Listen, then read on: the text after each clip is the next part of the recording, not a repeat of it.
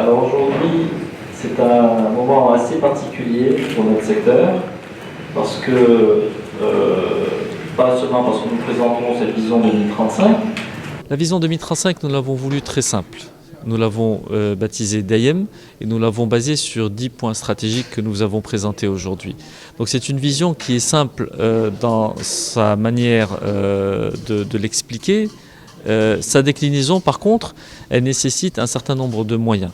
Des moyens qui sont bien entendu liés on va dire au contexte international. On parlait tout à l'heure de l'organisation de notre salon de mode qui est un élément essentiel, mais pas seulement, il y a aussi des éléments qui sont plutôt pécuniers, des éléments qui sont de l'intervention de l'État dans certaines, par exemple des barrières douanières non tarifaires par rapport à l'importation.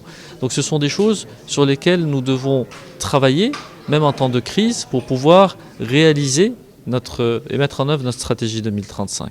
L'industrie textile marocaine est passée par plusieurs phases durant cette crise. On a eu la première phase qui a été une phase très difficile, dans le sens où on a eu un arrêt brutal des commandes et donc un arrêt des entreprises ça a duré pendant 1 mois et demi à peu près, jusqu'à ce qu'on commence à produire des masques, ce qui a permis une remise en route progressive de l'outil industriel.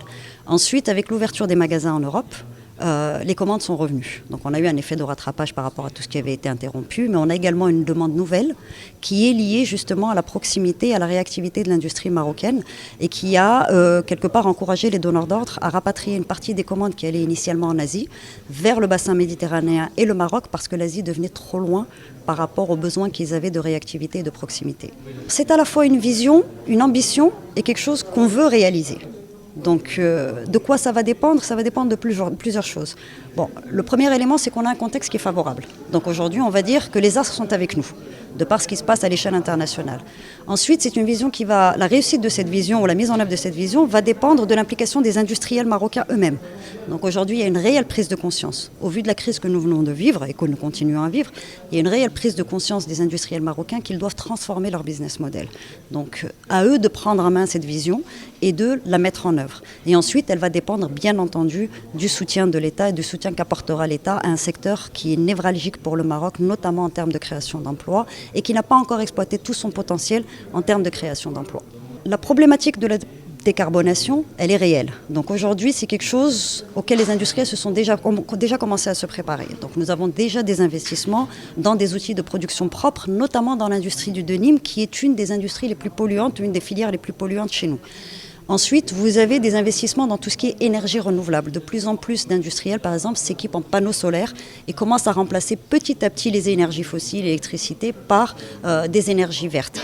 Ensuite, et c'est la vision en elle-même telle qu'on l'a définie, elle s'appelle DAYEM Morocco et c'est pas pour rien, c'est parce que la durabilité devient très importante.